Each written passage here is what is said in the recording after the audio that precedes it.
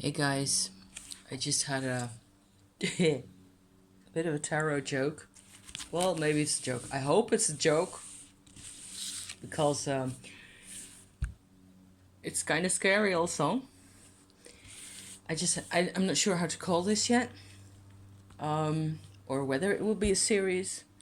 It is definitely a shadow work little episode at this time because I had the Two of Cups this morning, just now, as a card for the day. I'm using the Marielle again because it's kind of really, what with all the shadow stuff coming out and going on, it's kind of the best deck really for me at this time. And then the Two of Cups, I see as really two emotional sides to a question, whichever item you want to look at. There's always two sides with people and all that. So that makes perfect sense. And then I had a kind of a something, such fell into my head, the word vindictiveness.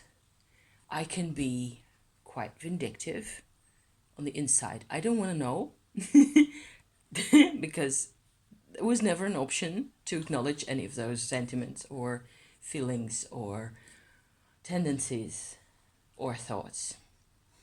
So I have tended to take things out on myself, sometimes not physically so much as mentally. So I thought, okay, I can do a really quick draw. Let's pull a card for vindictiveness, where that's going or whatever. And what ended up happening is a 3-card draw, past, present, future. Here goes. The past, 9 of Swords. The present, the Tower. The future is death. The death of vindictiveness, maybe. If all this happened to vindictiveness, it's different than if it all happens to me. I would say the 9 of Swords happened to me. So I'm not quite sure what to make of this, really, at this point, except that I hardly ever get the 9 of Swords anymore. And it is certainly true that feeling shut in with my own emotions so much as I've had, and feeling alone and I suppose not even in a state of depression or anxiety so much as in a state of what's the word, feeling anesthetized, like when you're numbed out completely. That used to be most of my time, and then whenever there was emotion that was negative and strong, the 9 of Swords was what happened to me because I was helpless. And I don't really see how the Tower is now really relevant, other than there have been changes recently also. And then if I manage to combine that part that I haven't talked about yet with this, then everything suddenly becomes really different. So maybe I should really explain now what I'm on about. Earlier this week, I have made a video, yes I did, I think so, about a soul retrieval meditation that I did using a garnet stone. Yes, I did that, okay? And afterwards, I have worn this little garnet crystal for a day or two. And I think it was Wednesday evening or Wednesday night that I had a realization, and then another part of a process that happened, and that I haven't talked about yet. So I'm going to go into that now using from these cards. Okay, so it's going to go from very dramatic and rather dark and scary over to the complete opposite, which is what I want, because my rune for the day was the Wunya rune. So the joy rune, okay? Joy and openness and fun. So, okay. In order, in the chronological order, I will go back to the soul retrieval story for a tiny bit.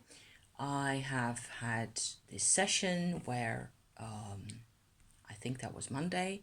I used a larger garnet crystal that I think still is the ultimate stone for past lives, you know, recuperating information that is still embedded within us somewhere out of sight. Okay, I can show you the stone because it's right here.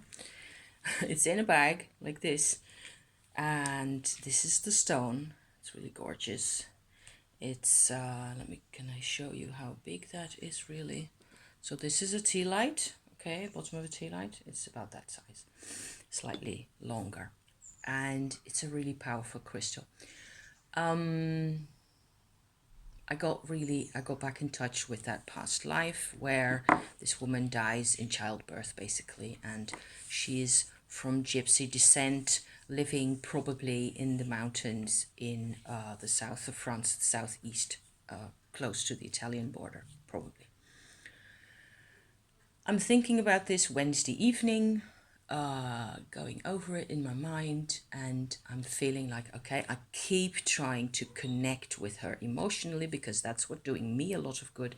I have been doing that since 2015, where my whole emotional life has opened up finally, and at 48, I've sort of started to make sense to myself and to other people slightly, you know, whereas before everything was just completely, I used to say, made of cardboard. You know, emotionally, there was no life in here ever. So that was really scary. Also, it was scary to other people. I had a few friends, though, strangely enough. People can be really supportive and resilient if for some reason they find there's a particular use to you in their lives. Okay, excellent. Thank you for sticking around, whoever that was, you know. Husband, certainly. And, you know, I'm being a bit long-winded here. I was trying, and I have tried, to reconnect with the past life, that particular past life, emotionally, because that helped me to sort of, I needed some type of emotional information, if that makes sense, for this life in order to be able to process emotion, I guess, and connect those two things. It's really the same thing. It's not two things, it's two sides of a nugget of inner emotional sensibility, something like that. And Wednesday, I was sort of coming back to this theme, doing other things during the day and what have you, and I concluded that I keep going back to this same situation. I keep seeing her in pain, and I'm trying to draw in this experience, but it's only more pain. How can I make sense of this? How can I progress forward? And suddenly I realized that, okay, so if we are different incarnations from the same soul, that's basically what I'm saying. There's a whole soul story that I have gone into in the past a few times already on this channel, but not recently, okay? I believe I have experienced it in such a way also, so I believe that the soul itself is a, let's call it, world or a dimension or set of dimensions that is separate from this life. However, it is possible to reconnect with it. It is just what I call soul. You might call it spirit if that's more comfortable for you. It doesn't, I suppose, really matter all that much for the sake of argument what you call it, as long as you call it the same thing all the time, okay? Because I have kind of found that I can connect with this soul dimension, okay? I'm keeping calling it soul because that's what feels right to me. It's the core self, to the extent that there's such a thing as an absolute self, that is it. And what we are doing down here are chapters in that story. It's like this massive encyclopedia, and what's inside the encyclopedia is distilled from countless numbers. I don't know how many, an X number, maybe it's very different depending on who you are, lives on this planet or anywhere in the cosmos. I don't know. I haven't gone into that at all. So just to show you, okay, that there's this soul dimension that we all emanate from, or are manifested from, or incarnate from, okay, from there to here. And by the time we are walking around on the surface of the earth, we have no clue about that bit and where we really come from, or who we really are, or what it is that we're capable of. All we do is run into our own limitations the whole time. At least that's what it's been like for me. I did a soul reconnection, sort of a meditation at one point, because I was miserable and in pain, pour changer. That's what we say in France. Yet again, to say something like in the order of yet again, or once again, I was, hitting my head against the brick wall, and there was all this pain and misery.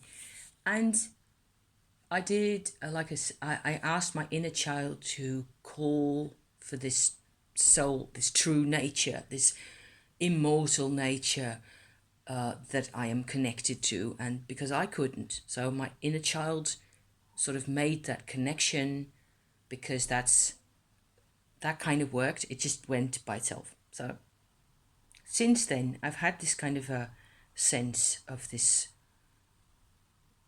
world where there's no body, you don't have hands, you don't have a voice. All that is from here, right? From life on the earth. So that makes it sometimes a bit hard to imagine. So long story short, hopefully, I thought it should be possible, rather than for me to connect to this past life the whole time using the garnets, it should be possible to look at what this old life was, and possibly she had lost contact with that soul dimension in her life, and that is the actual reason for soul loss. Not because, like a piece of bread being broken off and being thrown out, or thrown to the ducks, that's it, really. I thought, what if there's this soul dimension, and the connection that was lost wasn't from her to me, or from me to her, or from us to, a network of lives? What if it was the fact that the cause of it is that she lost, because of her pain and the trouble she'd been in, her connection to soul? And then, if that happens, a next incarnation from the soul will have this piece missing. Because in here, it's a bit mechanistic, maybe. Okay, I can see that. So that made sense to me. And then what I did is I kind of went into this meditative state very quickly, really. I think I was hanging out of my window like that, and it was 10 o'clock in the evening. It was dark and fairly quiet. So, and what I did, I just kind of went into this soul dimension a bit, and like on the underside of it, if that's possible. Just imagine a white layer of, opalescent cloud brightness, and I'm underneath, going like that, to that past life, picking up this chain of gold links that is supposed to be her connection to soul, and there's this hook sticking out of the cloud, and poof, like that, I hung her back up again. I just thought it sounds like a comic, okay? It sounds like an animation movie. Who knows? Why not? Let's just do this and then see what happened. And what happened was that everything resolved itself. And yes, it may all very well be my own imagination. It probably is. I still think it's great fun to share. So here I was for the next half hour or so before actually going to bed, watching all this travail being resolved, her problem being solved, her problem, because her problem finally was being stuck on in a situation that she couldn't get out of, even in the 14th century or whenever it really was. I don't care anymore. I could see her move up and into the soul world, and sort of finally towards at the end of that half hour or so, she had sort of merged into it and lost that sense of individuality that was there before. So, and she was happy, and the soul was happy, and I was happy, because the whole problem had been, everything had been resolved, and there had been a lack and a suffering and a lack of integration, but you cannot integrate pain into pain. I'm telling myself this also. You cannot, it doesn't work. You need light. You need I need some type of an absolute, some type of supreme, neutral, uninvolved beauty, some kind of a light that looks, that cannot really engage with us unless we go to it. Okay, so I had seen all that. I was smiling, and I went to bed. I went to sleep. Everything was fine. The next morning, I was fine. I pulled my rune for the day. I don't remember which one it was. I was excited and happy, and everything was fine. I went to my social restaurant job. I had troubles there with people. Turns out that people weren't. I had asked somebody to look after my cats, and they hadn't liked doing that. And that was it, really. And they didn't like my cats, and they didn't like that much my house, and it's not their kind of atmosphere, not their kind of surroundings at all. They're muggles. I'm a pagan. So, yeah. I got really upset at that. I got so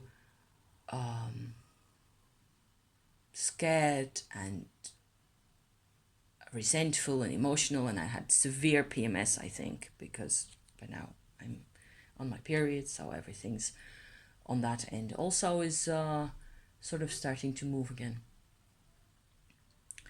And yesterday evening was Friday, so everything is behind me. I'm trying to put it all behind me. I'm trying to not care anymore about what people think, because they don't want me to go into this endlessly. They don't want me to obsess over and over about what they feel. She wants me to let it go and forget, which is very hard for me. I tend to normally do that. I tend to naturally, at some point say, okay, let's go have a coffee, because I'm done. It's done. Nothing more can be gained. Nothing more can be said. The perspectives have been heard and exchanged. And so let's move on. Okay, that's always been my natural tendency. But my mother wasn't like that. And she has quite often scared me badly. Hence the Knight of Swords card also. I will get back to them. By jumping out at me with resentment and things that she hadn't been able to process at all. And so I wasn't allowed ever to forget. And still I did do that. And then I was called back and blamed and blah and blah and blah and blah. Okay, so I've got to unlearn this protocol again, a quarter of a century later, trying to get rid of those protocols. Oh my God. And I find that very difficult. And yesterday evening, I was in bed and I was trying to sort of simmer down, get back to sleep, because I hadn't slept properly in the night before, and then I was feeling so lousy all day. Yesterday, I did go to town. I did buy myself a new tube of paint, really pretty, and I did bits of vlogging that you've seen, and so on and so forth. And in the end, I thought, okay, I just have to. I still had this pain in here. I had a sense of like a bullet's been shot straight through my heart. If it was cramped from fighting with this inner perspective, trying to be available to myself for the emotions that are in the situation. I was feeling very inferior. I was feeling angry and vindictive also, and all the rest of it. And it just didn't come together. Nothing really got resolved. So I went back to the soul dimension, this time for myself. And I just sat there. And now I remember also the image that I was wanting to share with you, because I planned last night to do a vlog about this. And for that, I have to take you back. It may really be 20 years or more, 25 years, I don't know. When my husband and I visited the Vosges Mountains in the east of France in the wintertime once. And we drove over the mountains, and they're about 1,200 meters high, so that's what it is, 3,500 feet or so. And there had been snow, but there also had been freezing during the night. It was fairly, mid-morning or something, maybe between 9 and 10 in the morning, something like that. The sun was shining. We'd parked the car and we'd gone for a tiny walk because everything was covered in yay much of snow. So you couldn't really walk unless you put gaiters on and snow boots and all that. And we didn't have that. So we just went for a tiny walk along a path that had been cleared of snow a bit. And I just stood there, mesmerized, goggling at this white expanse of the top of the hill. There's bits of trees here and there, bits of bushes, but a lot of it is just field, really, covered in snow. And over the top of the snow was a layer of ice crystals that had grown during the night, I think, because they were perfect. Millions and millions of this big, an inch and a half long feathers, straight, pointy feathers, translucent, shiny, colorless crystals of ice standing around each other and generally, covering miles and miles, glittering to the horizon as far as you could make them out, endless, shiny, glassy, pristine beauty. And that's what I'm reminded of when I'm thinking of my soul dimension. There is no room there for vindictiveness or any of it. There is no, the crystals are grown really close together also, so there's no room for anything else. Everything, it's like every crystal could be a life that I spent walking around this planet. I have no idea whether it's any number or 20 or 3 of them. I have no idea.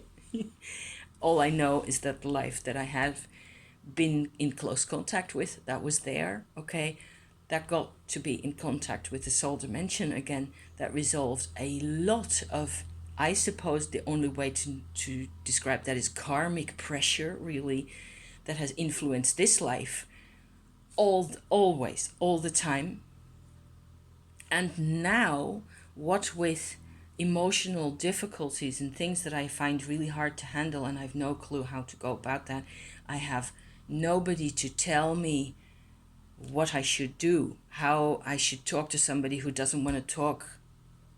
I tried sending her, this woman who looked after my cats, a photograph of a gentian on the top of the Alps, blue, nice pretty blue flower, because I know she likes them. The message got sent. It didn't get delivered yet. I deleted it because I thought, don't draw attention to yourself. I was relieved afterwards. I deleted the message, didn't get it. She did not need to be reminded of me. Okay? Very counterintuitive, because I always want to grab hold of somebody and work it out, resolve the thing, get the perspectives, get somebody to listen to me also. She doesn't want to know. She doesn't want to know who I am.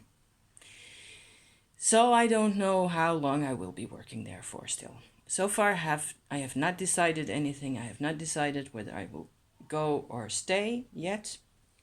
I am probably going to see how it goes the rest of this year, and if there's any more of this type of stuff that's just too complicated and too hard for all of us to deal with, then I will probably leave at some point, even though I will miss it, and I will be sorry to leave. You know, it's not a given yet. I haven't. I maybe it's okay now. Maybe I have learned enough. I don't know. We will see.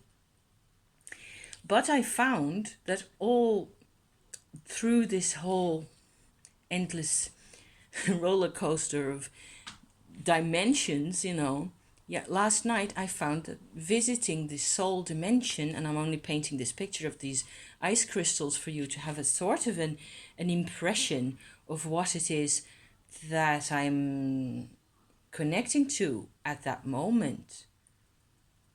But yes, that is the death of vindictiveness right there. That is the, I'm not seeing the tower so much, except if only I could really decide that the soul presence is all that matters, then I suppose I would really be rid of all my problems forever, because it's all in there.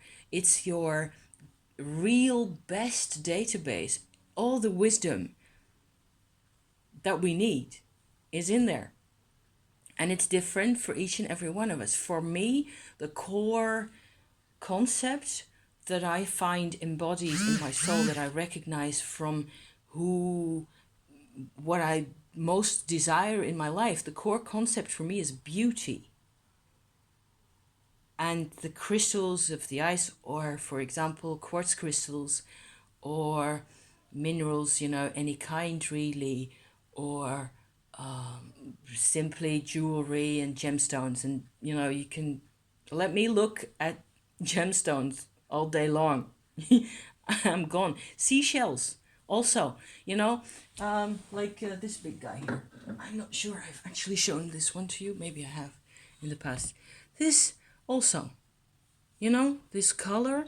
I actually found this one myself on a beach in a Caribbean island when I visited with my mom. It's the only one I've got left of a whole collection of bits and shards and bobs, because I just kept picking stuff up. Look at that. Isn't that just glorious? So, I suppose that it means reevaluating the meaning of the tarot cards again, which is what we do, right? And the soul dimension is much more important to me, and it is becoming more important again and again. It's what I have been after.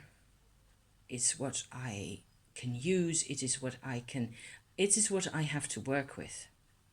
So I'm telling myself this also, that everything and anything, the Shakti energy is actually the same in a way, except that has also already gone through several, I have no idea, I'm just talking here, filters in the earth. So it's like the Shakti is the soul energy as the earth produces us in our bodies. Okay? I suppose you can, if you're here, you know what I'm talking about. Thank you so much for watching, you guys. I thank you for coming along for the ride, and I welcome new subscribers again, I think. And I will be seeing you all soon. Next week, I will be posting a couple of little holiday vlogs again, as per usual, probably tomorrow. And then, well, you know, something resembling normal service will be resumed at some point. Thank you for watching. See you again soon. Bye-bye.